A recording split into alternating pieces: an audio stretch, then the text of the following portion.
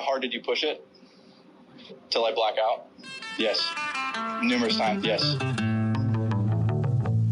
What's happening, Municipals? This is your boy Troy here. I am hanging out with the mayor of Ventura County. It seems like now, not just Soul Park, but You're John too kind. Figueroa. Thank you, sir. And we Too are kind. here today to talk about his time at the SCGA Mid-Am Qualifier at our beloved Olivas Links, which some of our listeners will have played, some have not. We all recommend people to do it regularly. But, yeah, what's happening, John? Not too much, man. Just actually just got back from Olivas. Had a nice little short game practice session there and grabbed some Chick-fil-A on the way home. So I'm feeling happy. I got some things to talk about, some memories. You know, the DFL boys aren't the only ones getting competitive up in here. So Sick. So I guess give us a rundown on the event, just in terms of why you chose this qualifier and whatnot, and how that all worked, and then yeah. we can kind of kick into it. So it's the event. The qualifier was for the SCGA Mid-Am, SoCal Golf Association. Mid-Am, for anyone who doesn't know, it's just an amateur tournament for people over the age of 25. For this particular tournament, you had to be a 5.4 handicap or better. And usually the qualifier every year is at Soul Park, and I just play it regardless because it's my home track. It's one of the toughest conditions it'll ever be in, so I always think it's a good challenge. But this year they decided to actually make the actual tournament at Soul Park, the 3-day tournament, and so the qualifier was at Olivas Links, and so I had some extra motivation to try and qualify for sure. Cool. So I guess let's just jump right into it. Give us a rundown of what pulling into that parking lot felt like. Yeah. So the night before, I had been checking the forecast, making sure it wouldn't be rainy or windy or whatever, and it just showed some forecasts for kind of the usual wind, the usual Olivas wind for people who have played there. It's pretty calm up until around 11:30, 12, I'd say, and then you start to get some gusty winds, and depending on the day, it could just be a light breeze, or you could be playing feeling like you're playing almost proper links golf. Yeah. With the conditions. And so I thought, okay, it's nothing I haven't played in before. But then pulling into the parking lot in the morning, it was already, like, the wind that was forecasted was already for later was already there, and it was constant. It wasn't gusting. So it was like I'd say a constant, like, if I'm being conservative, is probably a constant, like 20 to 25 miles an hour. And then there was like gusts up to like 35, 40. I definitely was like chasing my hat down a fairway at one point. Jesus. And had to like notch it down like 2 more notches on the back. So, and like, it was so funny, like on the range and stuff, it's like, I'm just loosening up. I'm not even paying attention to where the ball's going. Cause like, for anyone that doesn't know, the range is basically, you have the wind is directly right to left. So like if it's a strong wind, it doesn't matter what you're doing. Your ball's going 30 yards left on every swing.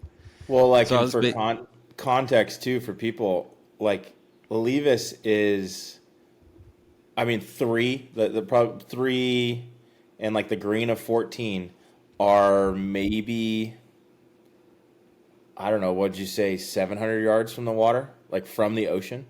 Because, I mean, basically, if you were to like put a 700-yard hole over harbor, into the harbor, to the sand, I mean, maybe the back of the green would be touching the water. Yards. Yeah, maybe it's 1,000 yards, but it is close. Not far. You can hear the waves sometimes. Yeah, when there's a big swell, you will, on the whole entire golf course, you will hear waves crashing. And I think the other thing too, that like, if you have 40-mile-an-hour winds or 30-mile-an-hour winds in LA, it's different than 30-mile-an-hour winds at Olivas, especially if it's onshore.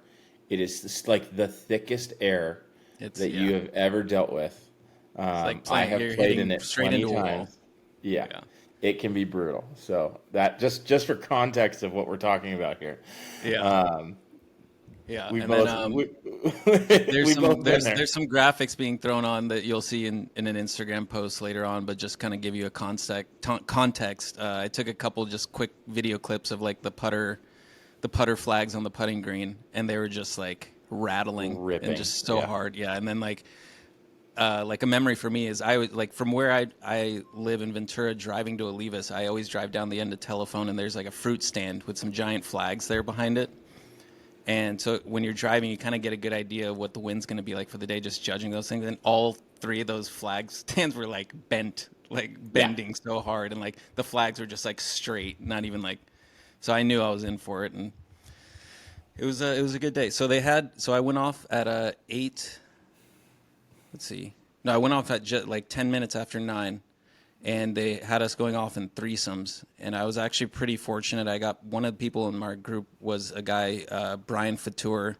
Shout out Fatty. He's a caddy at Sherwood Country Club, and he plays out at Soul Park a lot. So I played with him before. Cool. Had good vibes because the last time I shot under par was with him, and he kept the scorecard. And I think being a caddy, he just kept the neatest scorecard ever. And like, I want to get it framed just because it looks like it was like a painting. But so I had good vibes. I was like, okay, well, and I had zero expectations just because of the conditions. It was probably the least nervous I had ever been for that sort of qualifier, that sort of competition, just because of the conditions. Like, honestly, just because I knew today of all days was going to be the like, you know, every qualifier, every competitive round, there's like a good chance for like a Murphy's Law where like everything that can go wrong will go wrong. Mm-hmm. But especially when you have winds like this on a course like this, it's like even good swings and even like making the right decision could get punished. So I didn't, that kind of just like leveled my like, okay, I could play awesome and shoot a million, or I could play terrible and like, you know, get by. So that was the mindset I took to the first tee for sure. Cool. And so then, who was the third guy in your group? Just some random dude? Yeah, some guy. I think he's from Camarillo or something. He's like a member at Las Posas. Okay, cool. So I guess take us through it a little bit. What were the first 3 holes? You're straight into the ocean. I mean, you're going straight west. So yeah, and we're playing back tees. So I think it's like just under 6,900, something around there. Yeah, I mean, I wouldn't even be surprised if it's almost touching 7,000. Yeah, because it kind of all depends on where they put the markers. That's true. Like, I feel like sometimes they're a little lazy putting those markers out, but you know, if every tee box is all the way backed up, I bet it's probably 7,000. Yeah. I'll say 69 just because they actually, and this was probably this was definitely a strategic thing, but on a couple of the holes they actually moved up a tee box from the back tees. One of them I think was like because it was so long and into the wind, I think it was maybe just to help with pace a lot. And then the other one was a hole that was really long but downwind, and it actually kind of brought a hazard more into play. Okay. So was that in the first couple holes? Cheeky by the SCGA. That was on the. Both of those holes were on the back 9. Okay, we'll get to that then. Yeah. So for the most part, we were playing like straight black tees. Cool. So first couple holes are like, the first hole is like as gentle a handshake as can be. There's no bunkers. It's just dead straight. You have. It's a gentle handshake for you, John, who doesn't spray the ball right. Well, I was gonna say the only trouble is right. You know, if you go right in the cart path, there's like 4-foot high grass, fescue, and crap. And it's not fescue. It's full blown weeds that like the trunk of the weed is an inch thick. I don't know how they grow that fast, but it's like there might be some bamboo. If you find your there. ball, you're not getting out of there. Yeah. And you have the 9th fairway to the left, so you have like more room to the left. My strategy has always been there's like a tree that's like 40 yards short of the green on the left side, and I always just aim straight at the tree and hit it as hard as I can. And like if I do what I need, if I hit a good swing, it goes straight at it, and if I pull it a little bit, I'm fine. Yeah, and if it cuts, you're in the middle of it. Like, again, for context, and if like people look it up on Google or something, basically 1 and 9 parallel each other. Again, like for me, my play is aim at that tree. I'm probably going to spray right. Half the time, I still go right, which is not good. But either way, you have a lot of room to really get away with murder on one. Yeah, and especially from the back tees, you have a lot of room. Like I think maybe one time when there wasn't any wind. I played there from the blue tees, and I pulled it, and I got like kind of close to like the tee boxes and like the junk on the left side, but it's very rare. I even feel like from the back, Olivas is more forgiving off the tee. I 100% agree. Like all together, I think the course is more forgiving. 100%. Yeah, definitely. So the first hole, like I said, it's a gentle handshake for the most part. But just having the wind straight in, and I mean, it's like from that angle, like the first hole is probably the most straight into you until maybe 6, that the wind is like just as straight into you as can be. And I remember I hit a drive pretty solid. It didn't look too spinny or anything. But the wind was straight into us, and I had 142 into the hole, which I usually have 110 maybe. If that, yeah. Yeah, and I had hit 6-iron, and it like one hop to the front of the green. I mean, the wind was just crazy. Like you hit anytime you were directly into the wind, like you could almost see the ball pausing in the air. Yeah. Like, well, and let me ask you this, because again, like Olivas links, they call it a links. I think that's probably pretty links-ish. Yeah, links adjacent. For those that don't know, Olivas Links was designed by Forrest. Is it Richardson or Robertson? I always forget. I think it's Forrest Richardson. I think it's Richardson. But he also did Baylands up north in Palo Alto, and he did Olivas Links before Baylands, I believe. And I think, is that the redesign or is that the? I think they both were redesigns. Okay, because I don't remember who did the original. Course. The original is completely different. You know, I mean, the whole course is like backwards. Yeah. So. Yeah, but I don't know. The original was like a Parkland Bell or something. Yeah, but in both cases, I think Palo Alto and down here, they were like Parkland courses that he converted or like just transformed into links courses. But Baylands, it plays a lot firmer and a lot more, I think, how he intended. Here at the Olivas, and I think that's kind of what you were alluding to. Because of the grass they use, there are some instances where you'll try and play for a slope or try and play for a firm bounce, and you don't always get it. Yeah, it's kind of like luck of the draw sometimes. Well, and so it's all past Palm there, which is awesome. It's so much fun to play on. I mean, you literally feel like you're playing in South Carolina. Yeah. But to that point, like if you're trying to run something onto something, it's probably not going to happen. Yeah. But even then, that's what I'm kind of curious. Like with the wind, did it firm up at all or no? Yeah. So the greens were overall, I'd say it was pretty firm. I'd say like a little bit firmer than maybe normal. Okay. And then the greens were a little bumpy, but they're still pretty fast. I know they had like punched maybe like someone had told me they had punched the month before. Yeah. But and they just get a lot of play. That's the hard part. Yeah. I was gonna say like it kind of like, if I'm being honest, it kind of looked like they had just punched him the week before. Mm-hmm. And there's even like, I think on one green, not one green, but on a green, there was like noticeable still like pitch marks and some sand. Yeah.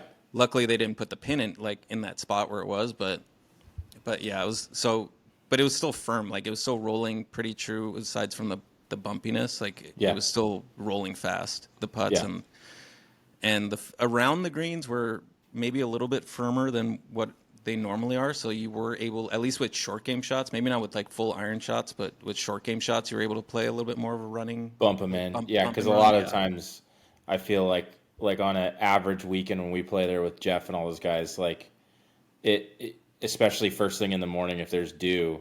Oh, yeah. First thing in the morning, it plays like a Parkland course. Still. Yeah, it's soft. It's very, very soft. Soft and no wind. Yeah. So one, you get. So one, I had a good two-putt. Yeah, I had a good two-putt. It was actually like, I'd say I lagged it to about a foot from probably like good 40 feet out. So like right there, I was like feeling pretty great. And I had gotten there early. Like I'm usually pretty lazy. I usually tell myself with every round of golf, competitive or not, like I always tell myself like, hey, I get to the course an hour before, stretch, hit your wedges, chip, putt. And I never do that. I'm always like 20 minutes late out the door. And this morning was like one of those like, rare times where I actually like timed everything right. Like I timed Yeah. taking the dog out, timed grabbing coffee, timed all that right. So I got to the course an hour before. I actually got to practice chipping, which I never do. So I think that, and I spent a good amount of time on the green. So I think that helped me a lot with the speed of the greens overall. I think my lag putting was pretty strong for the most part over the day. And it was like it showed on that first hole. So then, Yeah, and like Olivas is all pretty small greens too. A lot of it, like they're literally there again for context for people. Like their pin sheets are quadrants, so it'll be pin position 1, pin position 4, whatever. But like they are true quadrants, and I think I feel like most of the greens, like there is a difference between quadrant 1 and quadrant 2, even though they're next to each other. There's probably some elevation. There's probably some 100%. mound between them, like, and Most of the time, like on at least half the greens, I would say, I'm pretty confident. I'd say like those quadrants are probably divided by ridges. totally, Like there's probably like some sort of subtle ridge or break or tier. yeah. That Because it'll even break if those it's like a 2-tier green, like you will have on that front tier one, it'll be like sloped left to right, and then the other one will be. It's they're interesting. I like them. They're fun, but they're not. It's not like playing rustic, like it, or even soul. No. Like soul greens are probably most of them at least a third, if not twice as big. Like, Oh, 100%. yeah.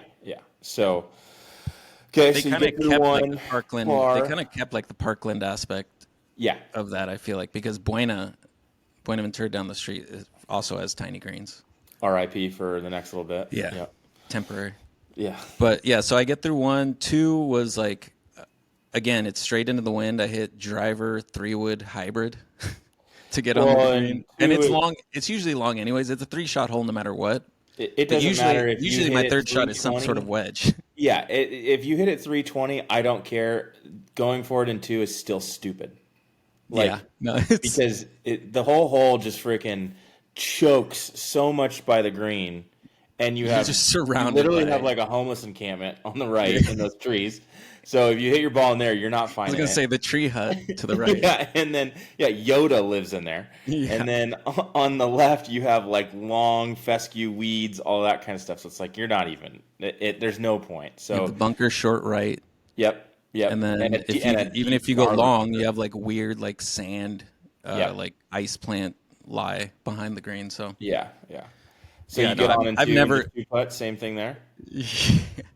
well, I got on 3. Got on 3. That's what I meant. Yeah. So this was like a theme for the day. Is like I knew Or you got on in 2 after we just said don't do that. yeah.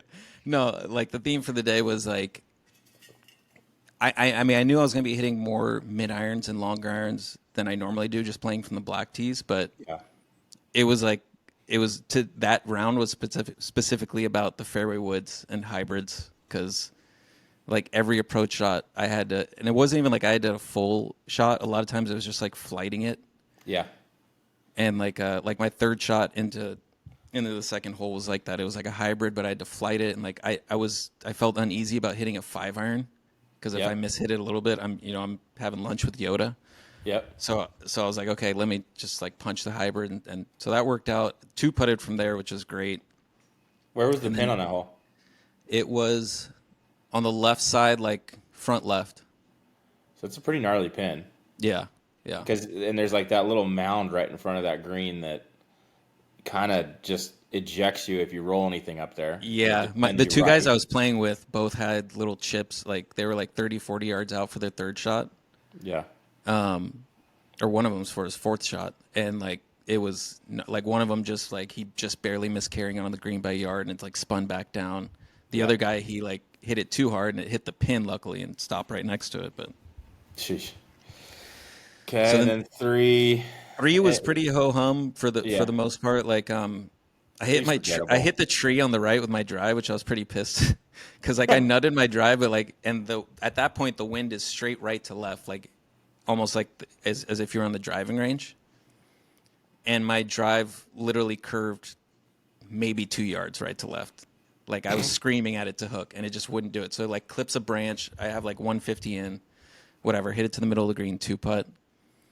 And then like 4 and 5 or whatever. Like 4 is a downwind par 5. It's pretty gettable. Like that was one of the holes I I said like I would like to birdie, and I was able to Mm-hmm. birdie it, and just like the downwind made it easy. Because usually I'm like kind of on the cusp of being able to go for it in two. And with this wind, my drive pushed it to where I only had like 205 or something Yeah. downwind, so I kind of had to do it, and I got up around the green, Yeah, and chipped that it up, and green's then putted. basically like a volcano. I mean, Yeah, you're pretty and it much. was a pretty friendly pin. It was back left, so like all I had Oh, to do easy. is like Yeah. get it started, and like Yeah. the front half of that green all rolls to the back, so it just like guided it to the hole. Yeah, because that green, it's like it's like if you put like a Biarritz mixed with like on a volcano. Yeah, I think it's like the best way to Yeah. like. It's literally like, but it's and then like a and Biarritz then the with downhill like part of a Redan on that back right yeah, part. yeah, exactly. Like the whole thing goes away from you in the back, but it's It's a an good insane green if you think about it. Yeah, and that's actually a pretty. That's a very friendly pin Yeah. placement because there's not a lot of movement. It's not Like very they could have subtle put it over front there. right. Front right's the worst. Front right's impossible. Yeah. Like impossible. But okay, so now Yes. we're on Birdied that to hole, and then we're on I to five. So now this is Five. where par it's a little three. tough. Yeah, par three straight downwind, and I underestimated how much a downwind shot straightens your ball flight. Okay. So I was like anticipating. I was like, okay, let me hit this. I like clubbed down 2 clubs, but I knew I was going to swing hard, and I know if I swing hard, I usually hit it a little bit more to the left. And where was the pin? It was back left, like right behind the bunker, like Okay. sucker pin of all sucker pins. And for context, this green is shaped like the cartoon cartoon T-bone version steak. of a T-bone steak. Yeah. That is exactly what it's shaped like. Yeah. And on the left, or like it's shaped like Africa. Like, Yeah, and on the yeah. left, there is a giant deep bunker. Good luck. On the right, you have like 4 feet of rough into junk. And then beyond that, there's this giant collection area that is very hard to get out of. But with another bunker back yeah, right, with another which bunker I've never been beyond in. that, I haven't either. Actually, if you were to not have mentioned that bunker, I wouldn't even have thought of it. Yeah. That it was there. So But the it's pin, always so the down pin the was way kind in the of even with that bunker on the left side, Okay. all the way on the left side. And of the green. so, what did you hit into that? How was it playing? I had 194, and To I the hit. pin. Yeah, And really, you need to hit it like 175. yeah, Like, and 'cause it was 2 it all clubs goes away downwind, from you. and it was 2 clubs downwind. So I was playing at 150. I hit an 8 iron, Okay. and I was pin high right. Holy I almost went into the bunker. That bunker that you said you That's almost why you know forgot there's about. that bunker there. That's how I know about it. Because I was 1 foot from going in it. Oh my god. So yeah, and then I don't know why. It wasn't our fault at all. We actually had a twosome in front of us. There were 2 twosomes in front of us. I don't know why the SCGA did this, but they paired 2 twosomes, and the twosome that was in front of us was so slow. Okay. And that first hole, that 5th hole, Were they was just the like first losing it, or backup. were they just like? I don't know. One of the guys in the group, deliberate debbies? I could tell one of the guys in the group probably hits it maybe a little further than average. Okay. I don't know how straight he hits it, but because he was waiting a lot for the fairway to clear. When they were like, I was on the green, like looking down the fairway the next hole, and I could see like dog, you're good. But he was still waiting, and they're just like chatting. So like I assume like maybe he's just like a big hitter, and he wanted to play it safe, and he's like, well, it's a competition, so everyone's playing slow. But the 5th hole was like the first big traffic Hurry jam, up moment, like stop. Where it was like we were waiting for a good amount of time on the tee box, and then 2 groups ended up getting to the tee by the time we get up to the green to putt. And so because of that, I rushed my read, and like that green, it slopes from front to back halfway through, but then also halfway through there's like a hog's back ridge that goes through the middle of it. So I was putting a left to right putt that was like uphill half the way and then downhill like the last 2/3 whatever, and like just rushing through it because I saw 2 groups waiting on the tee. I did the quickest read, like barely just eyeballed it, and then just like hit the shit out of the putt. Almost de-greened myself. Oh my gosh. Well, and like that green, like if that thing's any further back, it's actually right to left. Yeah. Like, so that's the other hard part is if Yeah. you don't if you don't take your time and read it, you could be completely wrong.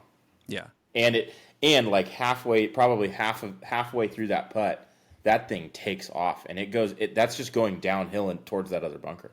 Oh yeah, and I completely like didn't even factor like the last downhill bit. I was like playing it as a flat putt. I was more concerned about like how much break it was gonna have, and like just like I was just wanted to get on with it and just hit my putt, and just like shotgun went off in my hands, and like it went like 10 feet by. Like I said, I almost went off the green. Like I had my right foot on the fringe when I was putting my second putt. And then your par putt, did you even get it close or yeah, I lipped out. It lipped out. So I gave it a chance. Cozy bogey. Yeah, so we're even through those 2 holes. Whatever. Okay. Still even par overall. We're good. Now we're on to 6. Now we're on to 6. Number 2 handicap on the whole entire course. It is should be number 1 if you're asking me. Really, opinion. You think so? Dude, 16 downwind. We'll get back to that. Okay. Let's get back to comparing 16 and 6. But 6 is like that's especially with that 6 wind from the back tees and into the wind. I would say that is a championship hole, like 100%. Championship level hole. I mean, it was probably from the back tees. It probably plays 480. With the wind, it was. Because I think on the scorecard it's like 440 something. Like I feel like it's longer. It's 420 from the blues. I know that. Yeah. So maybe it's like 440, 450, and then probably with the wind. I mean, that's easy. 500 yard feeling hole. Yeah. So okay. So I nutted my drive. Okay. Absolutely nutted it.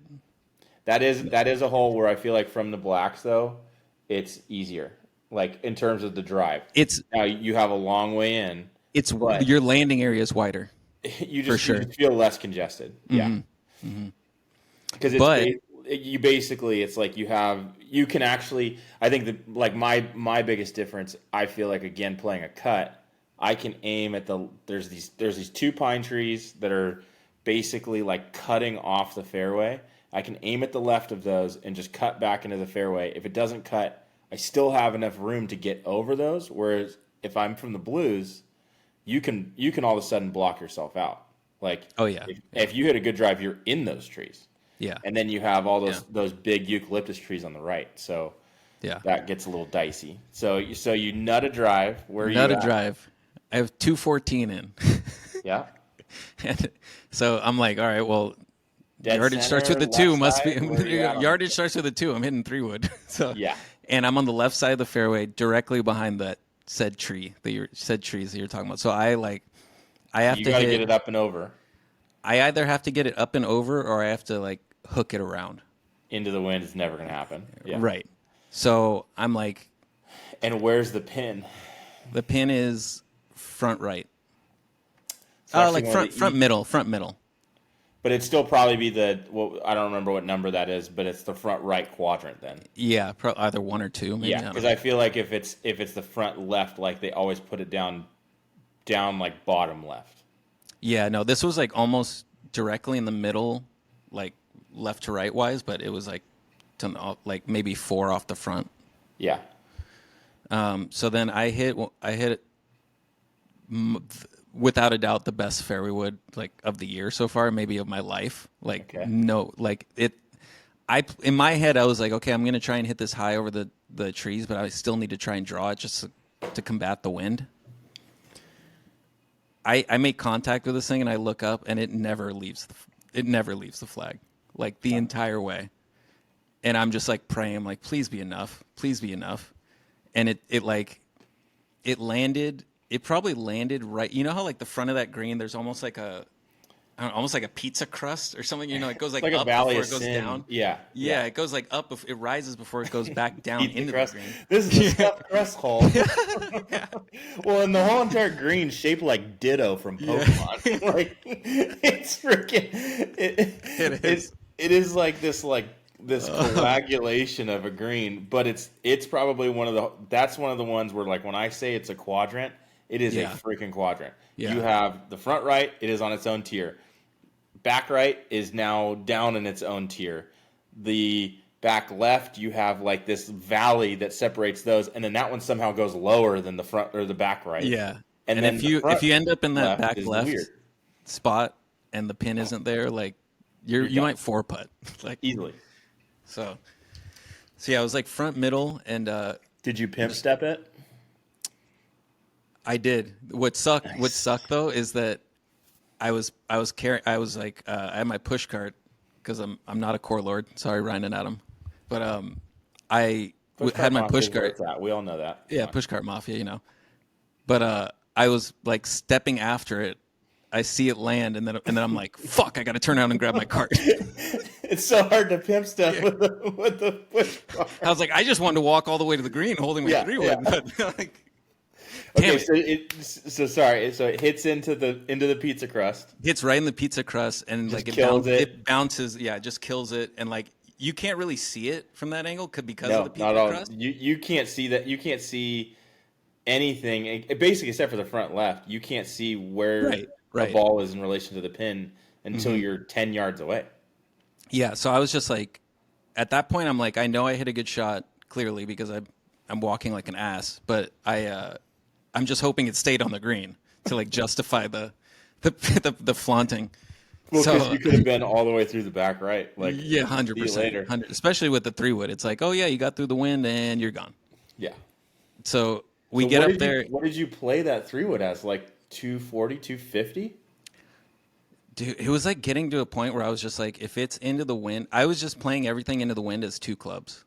Okay. So if it got to the point where like 2 clubs met my driver, I was just like, well, just hit a harder fairway wood. Like, yeah. It was like kind of like to the point where like I kind of just, if I couldn't get there, I had to accept it. Yeah, like 2, like I was kind of half joking, like going back to 2, I was kind of half joking, like playing partners, but I was like, right before I had my drive, I was like, I'm gonna play this as a par 6 and try and make birdie, which luckily I did. But yeah, it was just one of those things where like I would calculate it half the time, but at some point it was just like, well, take the longest club you can hit and just make sure you nut it. Yeah, that's all I can do. Which again, I think almost makes it more simple. Of like your only thing you're worried about is just good contact. Mm-hmm. That's it. Yeah, it was the least I had thought about my golf swing for sure. Which like is playing this year, which especially in wind too. Like I feel like for me, it's one or the other. I either when it's like constant, I can kind of get into that mode where it's just like, okay, this is just what it is. Mm-hmm. But then when it gets blustery, then you're feeling like Phil Mickelson out there doing math problems, and you know, it just gets old. Yeah, for anyone who's listening who hasn't played with me before, like my natural ball flight, I've always been a low ball, kind of low spin player. I mean, I once I started actually getting into golf and taking lessons, like Olivis was the course I played at the most, so I was like pretty used to playing in the wind before I started playing at Soul Park. So that was just something I kind of like. I don't use it as often because I play at Soul Park and places like that where wind isn't as much of a factor, but it was cool to like tap back into that for sure, and I think that gave me some confidence. So anyways, hit the fairway wood. I get over the ridge, get over the pizza crust, and it's like 15 feet. Like it must have had the softest bounce ever. Like I don't know how it even stayed on that front right tier, but it's like 15 feet, and I'm just like, okay, like don't do anything stupid. Like so then it's 15 feet downhill. Downhill left to right. Oh my god. Bumpy as hell. Plinko the whole way into the hole. Oh yeah. Yeah. Oh, I hit a really good putt, and it plinkoed one way and then plinkoed back online like 3 feet out and then went in. Like I was about to say, like I was about to let out. Did you do LeBron? No. No, like so I hit my putt and I look up and it's looking on track, and then I'm like, it hits something, and it kind of bounces like low, and I'm just like, no fucking way. Yeah. And then it just starts going back. I'm like, how the fuck is it breaking back up the hill? And it just comes off of that ridge. Yeah. And then just fucking like center, like it like auto corrects it, and like went right in the cup, and I was just like, oh, and at that point I was like, oh fuck, it's like now it's on. Now I need to like actually think about, which sucks, kind of sucks in a way. I mean, think about it. Like, how many times have you ever birdied 6. Never. Just That's the first time I've ever birdied 6. I think I've birdied it one time, and it was the same kind of thing. Probably Yeah. it was probably from the blues, and it was one of those where like I just hit a great shot, got lucky, and I had like a tap in. And I was like, I'm good. Yeah. I could die now. Like Six is one of those holes that you don't think about birding. it's like Ever. 6 at Soul Park. Like if you think about birdieing it, good luck. Yeah. Like the 2 6s of Ventura County, The devilish holes. not gonna happen. Okay, so now you're back to even. Yeah. So no, now I'm one under. Yeah, you're 1 under. Sorry. I'm 1 under, and then we turn back around because 7 is straight downwind, and 7 is a hole that I always try to birdie. And 7, like 7 is a fun hole. Yeah. Like I just feel like the drive is really fun, the approach shot's really fun. The green is really tricky. The green is very tricky, but like you Doesn't have an pretty much interesting can always... Pokemon shape. It's more of just a disc, but the slopes and the ridges that they put there are really tough. Yeah. Okay, so you get through 7. Howling downwind, and I hit my drive, and usually from the blue tees, if I hit my drive and it's going at that tree on the right, I'm terrified because I don't hit it high enough to just carry the tree. So there's always a chance it's going to clip it, come back like 60 yards. I don't think we've talked about it yet, too. So, like, around Olivas, all of the trees, I can't remember what kind of, like, pine tree it is, but it's those, like, ocean pines that almost look like cypress trees. Mm-hmm. And those things... And one of my main knocks on Olivas, I feel like, is they need to like limb those things up and like somehow thin them out, because I have played with multiple friends, and I have also lost a ball that just it's up there, nested somewhere up there. It has a family probably now. Yeah. Like if your ball happens to go into the top of one of those trees, it's not coming out. Like no, it ain't it's happening. Velcro. Yeah, and so like that, there's one of those big ones on the right side of that fairway that's right in like the landing spot of a drive. So if you're getting low, and like the hole, for those that don't know, like the hole's like pretty straight overall, but if you're just looking straight from the tee box to the flag, but the fairway itself kind of winds around that tree. Yeah, and so like the play is to try and hit a cut, up the fairway, kind of get it around there, and it's downwind hole. You can get riding the fairway. So I was thinking the same thing, but again, it was a downwind hole, and it completely took any curvature out of my ball. Like when I hit my ball, it felt like I almost pulled it a little bit. Yeah. And when I looked up, it was going dead straight, like at the tree. Yeah, where the wind is just like pushing it. Yeah. And I was like, oh shit. And I didn't hear anything. So I was like, okay, maybe I got lucky. And then we get up there, and it was just another one of those things where, like, I didn't, like, just how strong the wind was. Like, I must have carried that tree, like, easily, and then it got a kick left into the fairway. Because I had, from the black tees, I had 90 yards in. Yeah. And I think usually from the blue tees, I have, like, 110, 115. Like, I was going to say, you probably hit that 330 then. Yeah. Like, that's like Cody distance. Yeah. Okay. So 90 yards. Yeah, the pin was middle right. Tough green. Yeah. Middle right pin. Hit it a little skinny, but that actually helped it because it gave it a little extra spin. Because it was definitely like right on that ridge where if you carried it pin high, you were going to get a big shot to the back of the green. Yeah. But if you were too short, it was just going to spin all the way to the front. So I hit it just shitty enough to where it like it caught and spun to the right. Had like 10 feet or so. Kept you on the green. Yeah, had like 10 or 12 feet, but like it was even more downhill and like swervy than You said it was front left? It was like middle right. Okay, so it's that downhill putt that you can end up getting that can be really tricky. Yeah, like to me, at the time, it felt like it was even more downhill than the putt on 6. And I was around the same distance, so I literally just tried to lag that one, and lagged it to a tap. I was like, I'll take my 4. I don't care. I'm under par. So 8 is where it really got interesting. 4 is a good score there. Like that pin, I feel like you can go after, but like in reality, with that green, I say that's a hole that I always try and birdie. It's not like I always do though. Like it's really not like. No, it's not it's. I just think it tricks you into thinking you can get birdie because you almost always have wedge in, but the green is so hard to hold. Like it's crazy. it's one where like if your distances are good, then you're good. Like then you can be aggressive. If you're off at all, like if you're on the wrong side of that green, like five's in play real fast. Yeah. And also pin so. position, like front right, you can attack it, but like almost anything else, you have to be safe. Yeah. Okay, so 8, and I know before we talked we weren't going to do hole by hole, but screw it, we're just doing I know. it now, so. Yeah, whatever. Sorry, peeps. Sorry, listeners. Like and subscribe still, please. Yeah. No, but honestly, like after 8, we can fast forward a little bit because 8 is like, so I'm 8, I'm 1 under, about to make the turn, obviously, and I had my phone off or at least on do not disturb the whole morning. Okay. And again, we had a backup par 3, the twosome in front of us, and I don't know why I was like, I just wanted to see like where are we at with pace, so I wanted to check the time. And I unlock my phone, and I just see like all of the notifications that it didn't tell me about, and it's just like people texting me like, "Dude, John, keep it up, dude, sick, man, sick." Yeah. I'm like, "Oh my god, what the hell's going on?" Yeah, so I'm like, "No, what's going on?" So then I'm just like, okay, well, I know I'm 1 under. It's not that. It's not like I don't want to know what my score is, but I kind of was like, okay, let's see where everybody else is at. Yep. And I was in solo second. I think the lead was at 2 under, and he was like through like 13 or 14.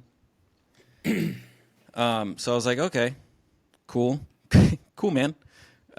Just like don't do anything stupid. And so we had enter number 8. It's par 3. They actually had the tee boxes up, so it didn't play the full. Because if they had it all the way back, it was probably playing like close to 240. Over the cart path. Yeah. Yeah. And so they had the tee boxes up. It was like the yardage was It was like 170, but I was playing it like a 200-yard shot. Well, and that hole is so tough too. Even when it's in the wind, I feel like it's still like if everything else that day is a 2-club wind, it almost still feels like a 1-club. It like selection is the choice there because there's so much trouble around that green and everything just ejects. And the longer the club that you have, the more it ejects. Okay. Were you in the gallery? Foreshadowing? Yeah. No. So I have just looped around Olivas enough times that I know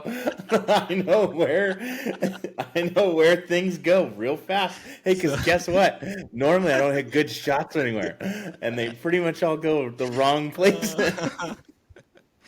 Okay, so you have 210-ish, or you're playing it like 210. I'm playing it like 210 pretty much. I have my hybrid in my hands, and there's bunker left, and there's like water right, but you have like a little bit of space to the right and the cart path and a fence before you get to the water, but the green is sort of elevated, so there's a runoff all around the green. It runs off to the right and short.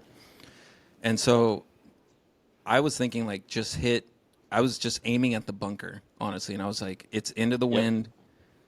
Hit the hit a little cut with just aim at the bunker. If you hit it dead straight, fine. Like a bunker shot, that's probably the easiest shot you could have other than putting on the green. And if it cuts like you want it to, then you're like middle of the green. Well, the wind kind of switched from straight into to like more left to right and into. Yeah.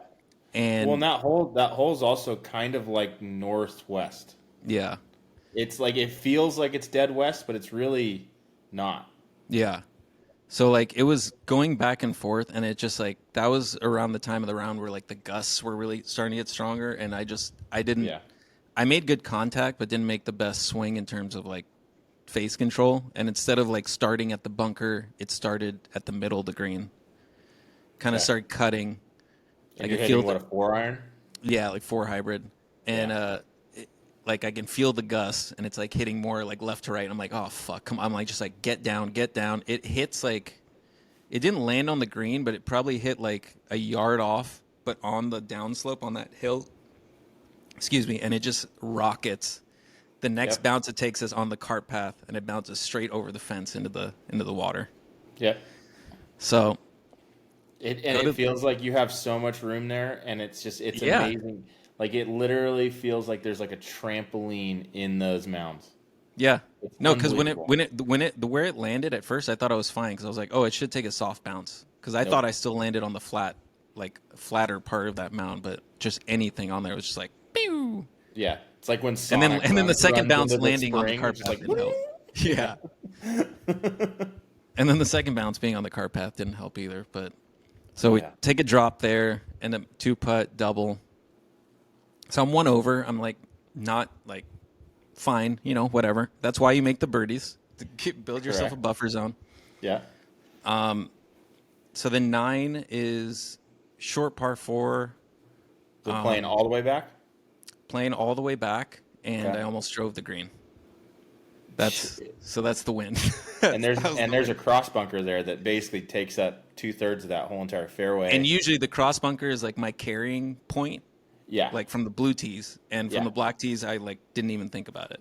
yeah, it was because I just- mean, from the blacks, it's probably 260, 270. Probably like a 265, yeah, probably 265 cover from Yeah. the black tees to cover that bunker, and I was Jeez just like, Louise.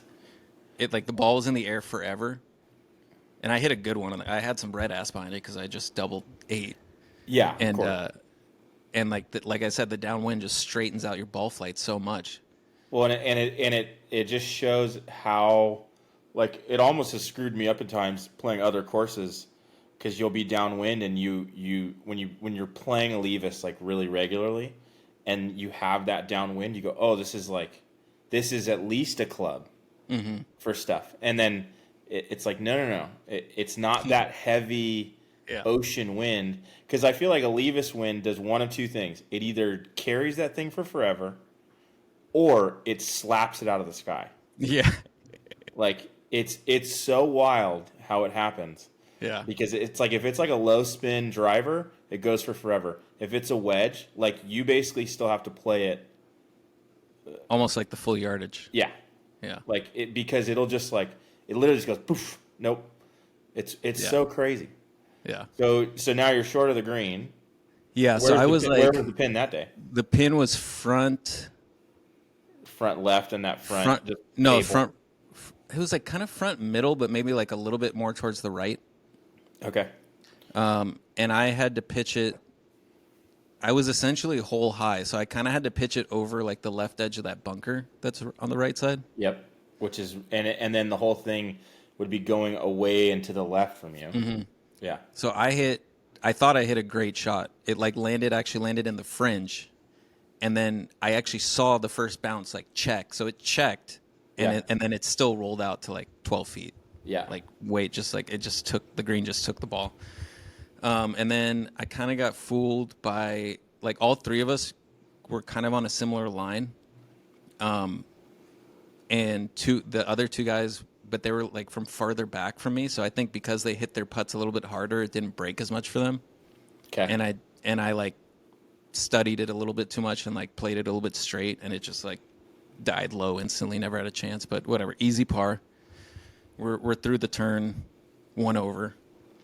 And then I had checked, and I was still, I think, in like third or second or something like that. And it was like, that was the one thing I should have said. It was 12 spots that there were. to get into the, yeah. They were giving 12 spots, and What was I the think first 3 tee time? alternates. What was the last tee time that went off? First tee time was at 7:30, and Okay. I think the last tee time was at 9:30. So you were close to the last couple guys to go out. Yeah, I was at 9:10. And so Or sorry, you 9:50, 7:50 to 9:50. So I was Yeah, like but kind of in the still, middle. Yeah. Yeah, but I mean, the difference between 7:50 and 8:30 probably was a big difference. Like, those guys probably got in 2 or 3 holes with no wind. No, that's true. Even as strong as it was in the morning, like it definitely intensified like as you went on, like it normally does. It just started from a higher point. Well, and then depending, especially like once we get to this back nine, like depending on where you're at on that course, that would make a difference too. Just if it's gusting or if it's sustained or what. Like, so 10's basically straight 10 away, I kind of made, whatever. 10 straight away. The wind is kind of, I mean, you don't want to like fall asleep on it because the wind is straight right to left. at that point, and on the left side of 10 is the driving range. So, which is OB. yeah. Yeah. So there's like a dead tree on the right side of the fairway. Like, I don't know, about 3. It's like not in range for me to reach, but it's like on the right edge of the Ventura's fairway. ghost tree. Call it by its true name. Yeah. And that's usually what I aim at. And like if I hit it straight and the wind pushes it, I'm in the fairway. Yeah. And if I block it, I'm an 18 fairway or in the rough, which is not a bad deal. So hit a pretty good one. Ran into fellow Roost member Mr. Hamilton, who Sir was Alex. Yeah. Sir Alex of Hamilton, who was unfortunately having a rough go of it. So Yeah. we were kind of sharing texting. some He quick. was not having fun. Yeah, we were sharing some quick little stories of the day so far. But So he was coming up 18. he was coming up 18. Yeah. He had started on 10. Okay. Yeah. So he went off right around the same time than you did. Yeah, I think he was either one group before or one group after, time-wise. Okay. But we were right around, yeah. And so we said hello and then went on. And then I hit 10 and 11. I'll just go through real quick just because they're just like really sloppy bogeys. Like I don't think about them affecting my round or in the moment I didn't think about them affecting my round as much. Mm-hmm. As much as like the other, like the blow up holes, like 8 and the other one we'll get to, but Yeah. it's still like it kind of looking back on it now and like talking about it with you, like the bogeys at 10 and 11, and I think I made another bogey at 14. It was just like really, it's just like really annoying shit, like sloppy shit that like at the end you're like, oh wow, that really could have made a difference if I just Were parred. they just like 3 putts or were they bad No, chips, so or? 10 I pulled my approach a little bit and the wind took it, so I was pin high, but I was left on the hill. Yep, and that little like swale to hill thing. Yeah, I was on the hill, and I hit like an okay chip, but like nothing special, and I had like 7 feet. It was just Then like burning the edge, the edge. You're grinding for par. Yeah. Yeah. 11 was interesting because 11, for anyone that knows, is a crazy hole. I think it's like one of the more interesting holes in Ventura County. It is risk especially reward. depending on the tee that you're playing it from, because Yeah. from the blue tees, it's kind of like a very risk reward, heroic shot. Try and carry this water hazard to cut off a lot of the hole, or you can play safe up the fairway, but the fairway kind of slants in a way that like the fairway's like, I feel like the fairway is half as wide as it looks because of how it Yes. kind of rolls towards the water hazard. Yep. And then you have that one spot where the fairway actually gets super wide, but you don't want to go there because that's where it's the most bowled and like rolled over, and it'll for sure go into the water. It's almost like a speed slot if you try and lay up on that right half of the fairway. Well, and especially from the black tees, that's a hole that like there is a substantial difference between the blues and the black tees. Like big. the black It's a tees- separate tee box. It's a totally separate tee box. Mm-hmm. There is it's probably 30, maybe 40 yards. At least 30, I'd say. Like, Yeah. I mean, it's so like for our normal everyday rounds, whenever we're out there, like I have refused the last couple of years just to take driver, just because it's just I start to swing too hard and then I do something stupid. So I just take a 5-iron, Yeah. and go to the fat part, and it's fine. Yeah. But you can get away with that because it's a 5-iron. Yeah. Exactly. and then you have like a 9-iron in at most, right? But the blacks, that's like now you're hitting a hybrid to lay up in that same spot. And like you said, it's then all running away down to the right into like the creature of the Black Lagoon swamp. Yeah. Like it is Which used to be dry, so you used to Yeah. be able to hit out of it. Like that hole actually used to be very, very easy because like it's dumb. Yeah, it was forgettable. dried out during the drought, and all the shit had died in there, so it was just dirt, Yeah. and you could just like wail away. Now, since the rain and stuff, like all that stuff's grown up, it's all It's like actually a lake, It's all yeah. the tall weeds with the foot high base, like you were saying earlier, and there's actual water in it. So it becomes a kind of a bear. And so from the black tees with how strong downwind it was, I actually ended up hitting 6-iron. Okay. And I had, let's see, I had pretty much 150 on the dot. And so it hung in the fat part of that fairway. Yeah, I hit it like pretty much. It hit it like, again, being straight downwind, like it straightened out my ball flight so much that I just Yeah. aimed at the bunker. all the way at the end of the fairway. Correct. Yep. So That's it what I- stayed on the that's what I left do. side. Yeah, on a normal day. Yep. And so I had 150 in, and the wind was like sort of down, but also felt like it was across. Like that was another one where it was like kind of a decision error where I probably should have clubbed down 2 like I had been all day, but I thought it was more a crosswind. That green, dude, is also tough. Like, Yeah. where was the pin? Pin was back. Oh, where the fuck was it? It was like back left, kind of. Yeah, and I mean the hard thing with that green, like to explain that green, is it is like What Pokemon does it look like? Blastoise. I mean, maybe The shell. Yeah, the shell. yeah. No, it kind of it's like it's like a castle. Like there's like 2 mounds that are at the front of this green.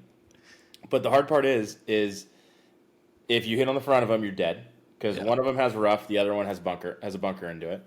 But then if you hit on top or on the back of them, it will literally propel you through the green. Yeah. And then the other problem is that the other side of the green is this giant Talladega turn on the backside. So if it hits there and it goes all the way through, then you're either like chipping off of a downslope or it like Tony Hawk off of that thing into rough over where there's a coyote that lives there. I was gonna say, and it's past Palom, so it usually ends up on that downslope. Yeah, and so it's just like you basically have to, and it's a flat green on the basically the 2/3 of it. It's kind of sits at like a 45 to you. It's like the 2/3 that are the front, I'm gonna call it, are flat. I mean, they're based. That's probably the flattest green on the whole property. Yeah. And then it kind of like tapers off down to the right. But like you basically have to carry it there, and you need it to sit. Yeah. And if it doesn't, it all of a sudden becomes a harder putt than it should be. And you've also looked at putts all day that have moved, and then you're hitting that putt, and it doesn't do anything. It doesn't do shit. No. Yeah. No. So yeah, so you got 150 in. Yeah, and it was a bad decision error where I was like, I had 150 in, and I was like, okay, it's probably playing close to 140 because it felt more of a crosswind than straight downwind for me. But then I was like, I need to hit something high. Yeah. I was conflicted between trying to hit something high and like whether I hit something full or because I was in between clubs. So I was trying to decide like whether or not the downwind aspect of it was going to be enough downwind to get to the green. Yeah, can you loft a pitching wedge high enough in the air to get it up and trust that it'll fly 150 or 140? Or you got to like knock down a 9, but then it's coming in too low. Right. So I knocked down the 9 and it came in too low.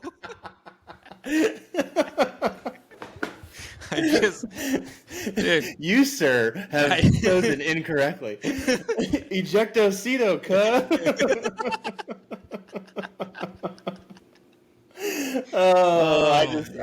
exactly. Tyrese it's special. So fun to relive your round because I know exactly what happens, even though I wasn't there. It was a full Tyrese. Like I could see the bounce. The first bounce was so high. Oh, clip it, Pax. Full Tyrese. And that's going to be the new saying for all municipalities. It was so bad. And I knew as soon as I hit it because it's one of those things where like you hit it and you hit it so well that it's just like the wind isn't even touching it. Yeah, you're just going seriously. Yeah, I just hit it. I'm like, oh fuck.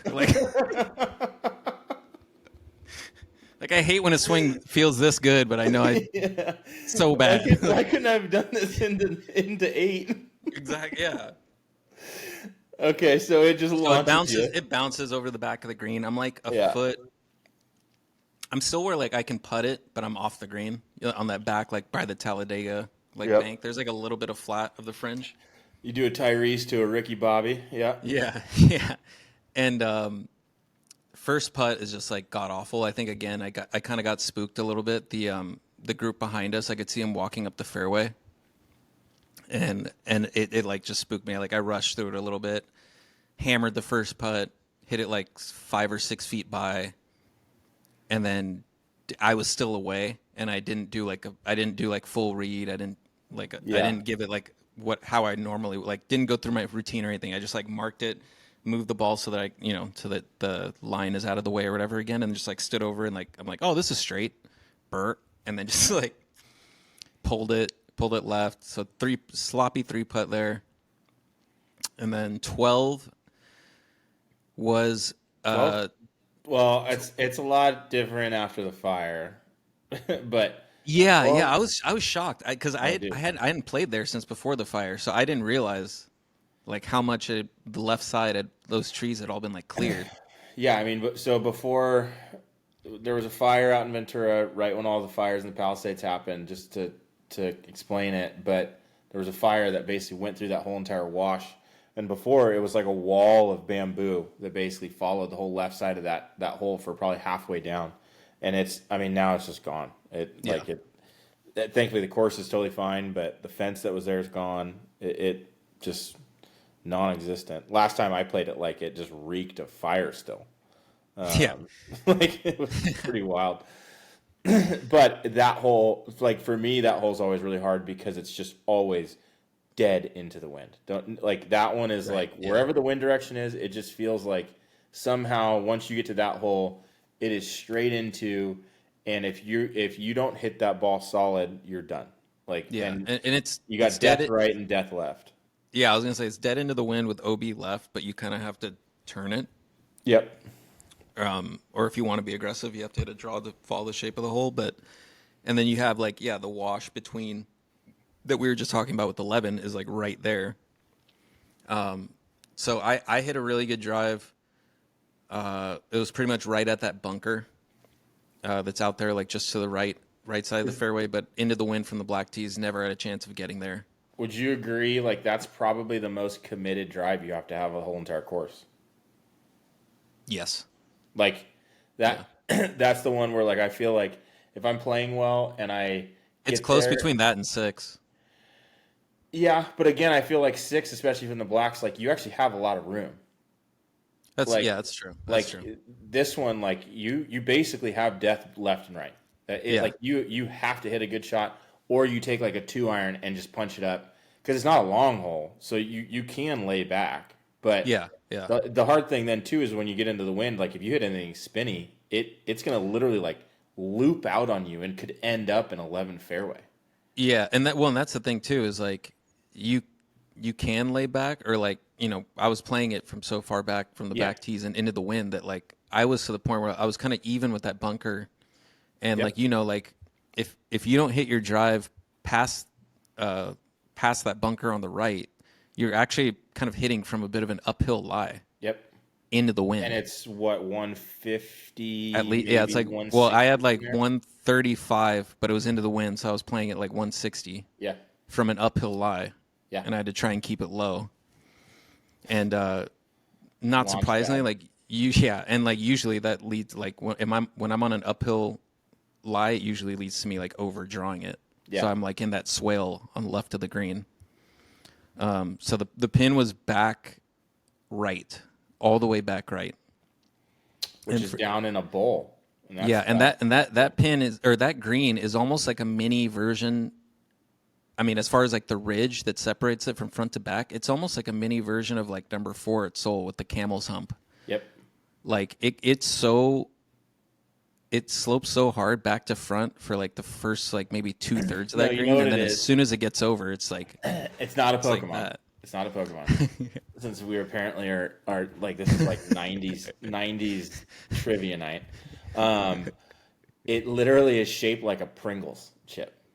Yeah. Like because literally it's shaped like this, and then both sides like are it's like a half pipe that falls off on the front and the back. Yeah, it's like a convex half pipe or something. Yeah, but then the hard part is like if the pin's in the front, if you land pin high, you're coming off the front. Mm-hmm. If you land it 10 yards past, you still might come off the front. And then like you have to then land it like on the top, like knocking it down for it to release to maybe get back to the right. Like that back right pin's probably the hardest one on that hole. Yeah. Yeah. So I hit what I had 160. I hit a punch 6-iron the wind had kind of, I mean, I say died down. It had died down to like 15, like 20. And it actually landed, it probably landed like from my eye, it looked like it landed maybe a yard further of like what I wanted to, where it just passed that like That little upslope. crest. Yeah. Went into the downslope and went like, it looked like it like rocketed over the green. Like I was so pissed when I hit that shot because I was like, "Are you fucking kidding me? Like I just played the shot and now it's like it was too good. Like what the like But now I then you wanted the remember. wind. Yeah, Yeah. yeah. So then I get back there and like it must have like bounced soft or like it had more spin than I thought because You're hitting back into the wind, and that's where it's so hard. Yeah. You're hitting into the wind, and like you have to trust that like the wind is going to spin it enough to keep it on that back shelf. yeah. So it was like 2 inches into the fringe. Yeah, So I putted which is it nothing there. I like that. No, yeah, yeah. That's you're putting it. Basically on the green. Yeah. So I 2-putt there, made par, and then we get to 13, which is long par 3 into the wind, water left. More room right than you think, but you can't see it because you're just surrounded by kind of shrubs and Well, and so where are you teeing off on? Like, they moved over it. the So cart this is path? one of the holes they moved up. Okay. So we're teeing off where the blue tees you normally are, Okay, but I mean, and, still, and from it's the a front Blues- right pin. From the Blues to a front right pin is it's probably playing what 175 to 180, Yeah, and I was you're playing it still 200. Yeah, I was gonna say it's still Yeah. 2 to 205. So this was the second, this was the second time where the twosome like actually had us waiting for a significant amount of time. It was another par 3. Yep. I think both of them hit it in the water, and one of the guys actually tried to hit it out, or did hit it out of the water. Like took off one of his shoes, rolled up his pants sleeve. He almost made par too, so I give him credit for that. But like because they were both in the water and one of them had to drop, then they were both looking for this guy's ball because he was like, Yeah. I know I can play it. Like that just took a while, so we're just waiting there for like we're waiting on the tee box for at least 10 minutes. Oh, And up until that point, it like since like the 5th hole, we had actually like kind of like gotten into the rhythm where like we weren't waiting too much at Yeah. all, and so that just felt like I just like could feel my body like getting really tight. It's just like, oh god, now we gotta wait. I didn't want to sit in the Adirondack chair because I'm like I'm not gonna get up if I fucking yeah. And, there's Adirondack chairs all over Levis, and it's their logo. it's a sick logo, as well as and I'll probably say it if I play with any of you at Levis, because I think I probably say it every time that I'm there. But Adirondack chairs are the peak level of comfort. You cannot get more comfortable than sitting on a firm Adirondack chair, especially after you've walked. It's true. But that's also it's like dangerous. a pit of despair when you're waiting for 10 minutes on a shot, and I've done that before. Yeah, So then you're just like, I'm not gonna leave. I'm just gonna Yeah. stay here. Yeah. yeah. So now you're I avoided waiting. sitting down, waiting for like 10, 15 minutes. Keeping and I your gotta boots hit- activated. Yeah, and I gotta hit You got to hit 4 a man hybrid shot. into the wind. Yeah. Yeah. And I hit it like a little boy. Just Ugh. toey, chunky, lazy swing. And it just goes like never had a chance. It was just like instantly in the water. So, Ooh. So just Yeah. like that, like toe hook, that little. Yeah. never had a chance. Like I wanted to hit like, again, like a little punch shot. And like, so I already knew like I was going into it. I was committing to like a little bit more of a closed face anyways. And then I make that swing with the toe. And it's just like, no, dog. Oh no. It's over. Yeah. So then, did you So drop? ta- Because take a drop. The drop area is on that front tee box, right? It's like the front tee, yeah. So Yeah. they had designated drop zones for everywhere. Cool. So I dropped that front tee, hit like pretty indifferent, like hit a good wedge shot, but it was like it went through the wind. So now I'm like in the middle of the green, having to putt back downhill. No. So I couldn't be aggressive with that. Yeah. So then babied it down there, ended up making double. So now I'm like, let's see. So I made so a turn far- one over. So at far, this bogey group two. in front of you has cost you 4 strokes. Yeah. Yeah. If we want to, yeah, sure. That's how I was looking at it in the moment. I mean, like 2 par 3s that you had to wait. I Both probably of shouldn't them- be. Both of them are pretty tough par threes, and it's both of them are their fault. Both of them led to double. Yeah, same outcome. Dr. Reteller would probably be disappointed in me, but I was blaming it on them firmly. Yeah. This is our podcast, not his. Yeah. So we move on to 14, which is it's kind of like the back nine version of 2, like just a really long par 5. It's a beast. 3-shotter no matter what. And interesting green. The pin was on the front left, so or like middle left, so kind of friendly, easier than normal. Yeah, easier than most. And the blacks there, I mean, that maybe adds 10 yards because it's already like just a beast of a hole. Yeah, and the blacks kind of make the hole easier. Yep. I think in a way it makes your landing area a little bit wider. So played that as a 3-shotter. My 3-wood layup or whatever, I kind of pulled it a little bit, and I was in the left rough by the cart path. Yeah, I was like left of the cart path, but not in the crap. Yep. It was just like a little shaggy. Yep. Just where there's actually rough. Like there is some rough around the course. Yeah. And just like, I don't know. It was a weird swing where like I was hitting a shot to like, basically I was like thinking that the flyer lie was going to cancel out the wind. It just doesn't fly out of that stuff. And it doesn't fly. It doesn't fly. It's so hard. Like, I feel like Seoul, you can catch flyers. Like I've noticed a lot at playing Satakoy a lot lately with like Bermuda, where like it actually 100%, yeah, it flies.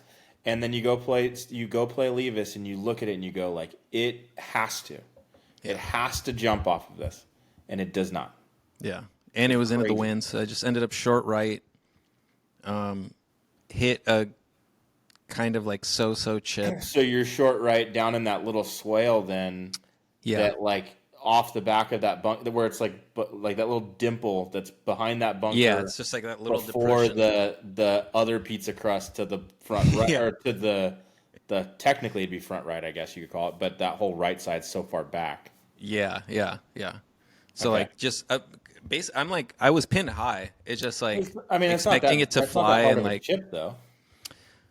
No, you just kind of got to get it up there. It just it was like one of those things where I hit a good chip and it just didn't check. Yeah, like it just rolled out like a ton more than I thought it would, and just burned the edge on the par putt. So that's another one. Like 10, 11, and 14 are the ones where it's like obviously the blow up holes stick out to my mind, but like now looking back, it's like 10, 11, 14 are like if I really want to be a serious, in these competitive golfers, like that's kind of the shit I need to clean up to where like the blow up holes actually won't even matter if I just like if I part everywhere else out. But I mean, Rory just won the Masters with 4 doubles.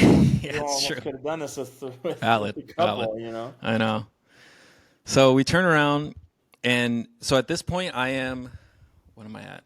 Let's see. I was 1 over, then bogey 10, bogey 11. So that's 3. Then I was a 5 over. Okay, so I'm 6 over right now.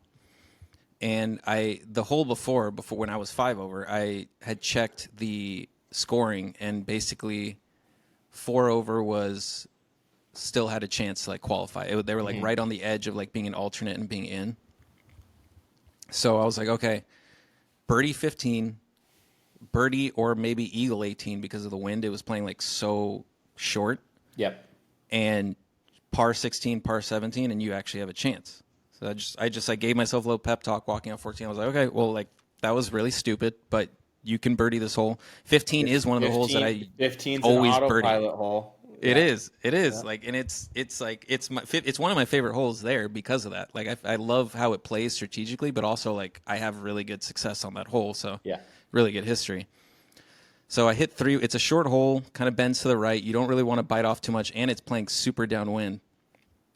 So I hit 3-wood from the black tees, and I have, which again, I mean, it's 10 yards maybe longer than the blues. Yeah. Not too big of a difference. And I'm in the fairway. I have 112, my favorite yardage, peaches and cream. Yep. And I'm in. I don't even know what to call it. I don't even know if to call it a divot. Basically, it looked as if it was like an old divot that didn't get filled in with sand, but then they put a new layer of turf over. Okay. So it literally was just like a depression of a divot, but it was just all fairway. Yep. And the ball was like right in the middle of it, to where like there was no way I could hit the back of the ball with my club. And I'm in the middle of the fairway, Yeah. 110 yards away on this hole that I'm telling myself I need to birdie this hole. Yeah. And I need to, and I'm just like, I don't So like. I was you looking at just my have to, playing like, partners. go down and get it out of that thing. Yeah, it like But, my you options also were just, either like, don't know if it's gonna fly. yeah, my options were like risk it or intentionally chunk it to like the front of the green and like try and get up and down. And Well, and for context, this hole basically, I mean, if you want, you could take a driver. I think it chokes up so much. Like the hole is pretty wide at the beginning of the landing spot, then it gets consecutively narrower, and there's OB on the whole entire right side, as well as like the further back that you lay up, you are completely, you're blind. I mean, you can't even get a line to the green. You are guessing at best. And so like if you push one up there, that's great, but you still basically have to hit it over OB. And so with a lie like that, like that's totally brutal. Yeah. And my line was like I was far enough up that I basically like the fence was in my line of sight, but I didn't have to hit over it, you know? Like I had a clear shot of the green. It was just like one of those things. It was a green light special. Besides the lie, it was like this is what you wanted. Like you hit a great tee shot, and it was just like one of those like rub of the green situations. So I like kind of thought about it for a second. I was the last person to play in my group. And so the whole time I'm just like, What'd you hit? You hit a 3-wood. 3-wood, okay. 3-wood, yeah. And the other two guys hit 4-iron. So I'm like the entire time, like I don't even watch them hit. I'm just staring at my ball. I'm just like, what are you going to do? Like, what the fuck are you going to do? So finally I'm just like, well, I need birdie. Like, I like par is not going to cut it. So like the chunk or laying up is at, like, I just need to go for it. Like this is it. 112, you're hitting 112 downwind. Downwind. So I'm hitting sand wedge. Yeah. And it was probably the firmest piece of turf I was on all day because I didn't take one blade of grass. The second my club hit the earth, it was like Mondo Mega bounce right off into the back of the ball, just skull the shit out of it. Yeah. Over the back of the green. You created the Panama Canal in your golf ball? Yeah. Yeah. Yeah. Smile 3 coming to theaters soon. Golf right on the golf ball too. Just and like the playing partners were just like, oh no, sit. We all walk over there like, and long of the green is like just a bunch of like, I mean they've cut it down since then, but it's still like just wiry, thick grass. Yeah, and it's really patchy. Good luck. It's really patchy. Yeah, so we looked for it for 3 minutes. I couldn't find it, so I had to take a lost ball. And that green, I think, is the closest comparison to like 4 at Seoul. Again, but you're front to back. Right? Yeah. At a 90, at horizontal. And like there is a Dragon's Back. There is it is a mountain range that's through the middle of that green, and it is pointy and like if it's the roof of a house, if you're on the wrong side of it, like 4-putt is in play. It is 100%. It is no joke. Yeah. Yeah, and I was pissed because it was an easy pin. It was like front or middle-ish left. So like it's one of those things where like I hit a good wedge, like it hits the middle of the green, it's spinning back to like 10 feet, 5 feet, or whatever. Like it's a shot I've hit a green light pin. Like that's probably the birdie pin there. Green light pin, green light yardage, and like just the lie made it not so. But so then I lost ball triple, and then that kind of like, I mean that took me out of it for sure. By then I was 9 over, and I was like, there's no way. And then it was funny because I was thinking if I birdie 15, then like 16 is going to be like I really need to lock in for 16. And like I was so like just out of it, and I was so pissed from the triple that I didn't even go through a warm up. I just like teed my ball on the ground, like just hit it as hard as I could. I was in the fairway, Was the tee all the way back on over the cart path? No, so this was the other hole that they moved the tee boxes up. Which actually So- makes it a harder hole. Yeah, especially with the wind, because like the water was so in play. Well, and that hole is basically like shaped like a guitar. Like you have Yeah. you have this giant landing area, and then you have like this little neck of landing area that if you land in, it's great.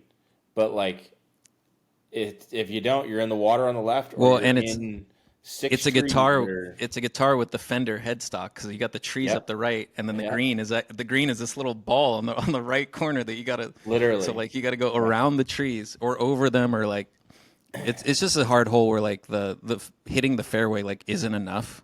Yeah. You know, and it's just so funny to me because like I was being so out of it. Like that's one of the holes I'm always like thinking about during the round, and I just played it so mindlessly. Yeah. And I made par. Like you hit 3-wood off the tee? No, I hit driver 8-iron. Okay. So you snuck it right up the middle then. I snuck it. It was like kind of hugging the right, but it kind of got like a little ground draw, and then I had to hit like a fade around like one of the trees to the green. The last tree. And again, I was like, no pressure, like I'm out of it, and I just stepped up and did it, and like got it to the middle of the green too. But it was like the easiest I'd ever played that hole. I'm like, God, I'm usually stressing over this hole so bad. That hole is just that is a hole that like again I probably have birdied 1 or 2 times in all the times I never have, yeah. And I mean I've probably played that course 200 times, at least. Like, and that hole is just a tough hole every time, and it derails everyone's round. So like to get out of there with par is great. Yeah, I just wish I had done better the hole before on the easy hole. So 17 downhill par 3. It was like I think it was playing like 140, and it's kind of like a direct crosswind. And by that time, like the wind had kind of died down a little. I mean, again, I say died down relatively. Like it was still like 15 miles an hour, but it was. Yeah. It wasn't gusting anymore. It was just like a constant wind. And where's the pin on that one? Pin was all the way in the back, like right on. And it's a nothing burger hole. You just gotta get on the green. Yeah. Yeah. So again, it was like one of those things where I was realizing that, and it was like almost making me more mad because I was like, dude, so the ending run of this course was like so easy for me if I just fucking par birdie the 15th hole. But so par 17 and then 18. Hit my drive. I was right of the cart path in the rough, but I was like just past the bunker. Okay.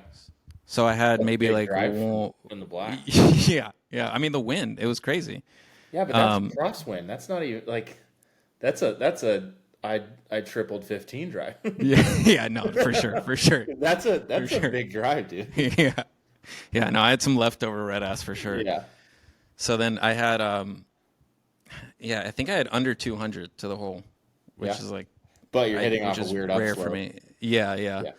So I hit it to like pin high left of the green, pitch it on. I had like 12 feet for birdie. So you were like right between the bunkers or what? On the green, like by the green? My second shot was like left. You know, there's like a bunker left of the green. Yeah. I like pulled it left of that. So I had to, my third side to pitch over that bunker onto the green. So you were in like 9 fairway. I was, almost. I was like in the rough. I was in the right rough of 9. Yep. Right by that tree. Just past it. So then I pitch on, and I had like 12 feet for birdie. But again, I was just like, this doesn't matter. Lower front right. Again, they couldn't have made this ending stretch easier. Yeah. And I was just like, every time I would see the pin on like 16, 17, 18, I was like, God damn it, dude, fucking 15. But that one you're chipping downwind, which is really tough. Yeah, but then what I didn't realize, because I thought I hit a bad chip, but what I didn't realize is if you're coming from that angle, that hill on the front right of the green, it's like a backboard. Yep. And it brought it back. Yeah. So like I hit it kind of thin, so I was like, oh fuck, I'm off the green. But it went up that hill and actually came back a little bit, back onto the green. Had 12 feet, but again, like I didn't care. So I just like went up, hit it really quick. One of the guys in my group who I wasn't realizing it because I had gotten so much into my own head on the back 9 trying to grind, but like he was actually in it to where he was one shot out of being in it for sure. Yeah. And he was like in the alternate race, and he had a chip for eagle to like for sure get him into it, and he lipped out. Oh. So like that was like, so that was another reason why I was like, when I pitched up, I was like closer to him, but I was like, here, let me finish up real quick. So I just like Yeah, walked up get on out of him his because I was way. like, Yeah. yeah, I'm like, I have no part in this. So finish up 81. I think I played a lot better than that score, but it is what it is. And that's kind of unfortunate on 15, but Yeah. I was like, I took a lot of I think I took more positive out of that day than negative, and Well, proud of and for myself for hitting context, it well on the front nine, and then proud of myself for the pars I made on the back. like I'm looking at the leaderboard here. The winner of that event, or the two guys, the 1 and 2, but they both, basically T1 to move on, were 1 under. And that's a course that I bet you a +2 to 4 handicap goes out there and shoots anywhere from, on like an average day from the blacks, totally tipped out, at least 3 under. Yeah, Like the winner of that tournament would probably on a normal day be 6 to 7 under. I was expecting Right? I was expecting like, I was expecting 6 under. I was expecting like I was gonna have to shoot with like normal day, normal conditions. I was thinking I was gonna have to shoot even just to have a chance Yeah. And I mean, to you be an have two alternate. guys. You have 2 guys at 1 under, 2 guys at 1 over, nobody at even. You have 2 guys at 2 over, 2 guys at 3 over, and then 4 guys at 4 over. Yeah. Like, I mean, it's just that's the hard part is, you were, like you said, you were cooking for a long time. It's just, Yeah, it's brutal. burned Man. myself. Yeah. I mean, Forgot to put the oven mitts on when I took that thing out the oven, man. well, what's so brutal about it is that like uh, you survived the wind, and Yeah, what got you in reality was a really bad lie, yeah, a really bad lie, and 2 idiots that were playing in front of you. yeah, yeah. Oh, But you live and you learn. That was my main like competitive. That was like my main competition that I was gearing up for this year. Like any mid-am stuff, I unfortunately my handicap has dropped or risen, I guess you could say, gone to up. Yeah. outside of the USGA's mid-am allowance. But SCGA stuff is still fun. I'll be at the qualifier next year when it's back at Seoul. But I always love these things. I've always, I think I started playing and doing more competition stuff and like qualifiers and stuff when I got down to like around a 6 or 7 handicap with like net stuff, and I just have always loved it. Like it's obviously like it's some hardo shit. Like obviously like you're grinding and there's a lot of assholes there, and it's Well, not most of the necessary. time you're not playing with anybody Like, Exactly. It's Yeah. not like you're going out and hanging out. Like you're No. completely in your own world. Yeah. Yeah. But I like the contrast of that to my normal rounds. Yeah. And I think the thing that I always take away from it is like no matter how good or bad I play in these qualifiers, I always end up being a better golfer because of it. Just Yeah. learning something or What do gaining you some feel kind like? of confidence. What do you feel like you learned the most on this, like in this specific tournament? This specific tournament, I think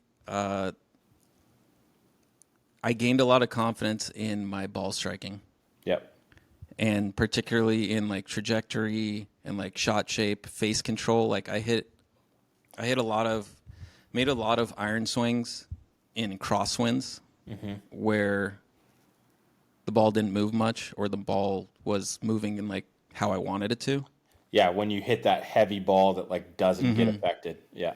Yeah. And so like, and that's the thing is like, that's the other thing I learned too, is like to kind of take my strength, or I guess use my tendencies as a strength.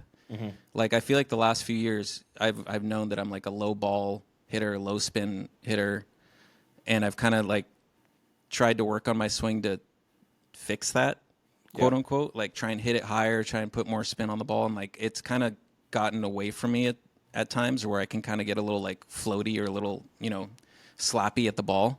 Yeah. And so like just going through this and seeing that like like my natural tendencies can actually work in a competitive environment. Like I can still hold greens, I can still hit the shot that I need to, even hitting it a little bit lower. I just need to like trust it more. Yeah. What do you feel like you learned in terms of like managing a competitive round? I mean, I know we're joking about like the two guys, but like I remember when we talked about like in the goals podcast, like about in these competitive like circumstances, like being selfish, like being, and again, I'm not speaking from experience because I don't do this, but I'm just holding you accountable because that's what accountability buddies do. Yeah, of course. But you know, like those putts, like you said on 5 5 where and 11. you 5 is a dumb bogey in reality. Like and it's because two guys in front of you were really selfish, which is hard. And you know me, like I try and play as fast as I possibly can, no matter what. And I get that way, like in a round that doesn't matter. Yeah. But in this circumstance, it's like you know, taking that extra time to make sure at least you go through your process. That's, to me, it seems like the biggest key. Yeah. Yeah. No, for sure. And I felt like aside from those instances where like, because it's one of those things where like when their like slowness, like I said, the two groups behind us had gotten to the tee, so it was almost like it transferred onto me. Yep. And I was like taking on the stress of like it was almost because then I'm like, well, shit, the groups behind us didn't see them, so they didn't see how long they were taking. Yeah. Yeah. So now all they see is like me taking my time on the putting green. So now I better hurry the fuck up. So that's definitely something that like for the most part I did a good job of, but yeah, in those instances I need to remind myself like that's the difference between like competitive and a normal round. Like I need to just take that extra time, and everyone's taking extra time, so might as well use it to my advantage. Well, it's not even taking extra time. It's like or doing taking your my process. time that my normal time. Yeah. Like doing your process of the lining up, or probably the other better one is whatchamacalls it, 11. Like 11, you're just kind of rushing to get that final putt in, when in reality, like that is probably one of the easiest putts you're going to have all day. Yep. But it's just sticking in your process. Yeah. Yeah. And that's the hard. Those are the hard ones, because you look at those two and you go, those are two really easy bogeys to avoid, right? Yeah. That's the killer. Yeah. But that's golf. I mean, that's why we all do it. Live and you learn. Yeah. And I mean, like I said, I'm proud of you for freaking going and doing it first, but like we were all watching you and like seeing, I had you know, Alex texting me. I had my buddy was caddying for Sean Fagan, and you know, those guys, and like everybody was just updating us like, dude, it is gnarly out here. And then we're watching and I'm just like, John's cooking right now. Like, holy cow. Like when I saw Alex, I was just like telling him, I was like, dude, it's brutal out here. And he's like, you're not having a problem with it. Like, yeah. That's such an Alex answer. Don't say that. Don't say that, dude. Oh, man. All right. Well, that's no, this was fun though. Yeah. Glad I got to get all this out. Yeah. But for the record though, I finished probably middle of the pack. You finished. So. Do we need to verify? No, I mean you're not DFL. Yeah, no, definitely not DFL. I mean, there was a bunch of guys that WD'd. The last place guy that like stayed in it was 24 over. Yeah.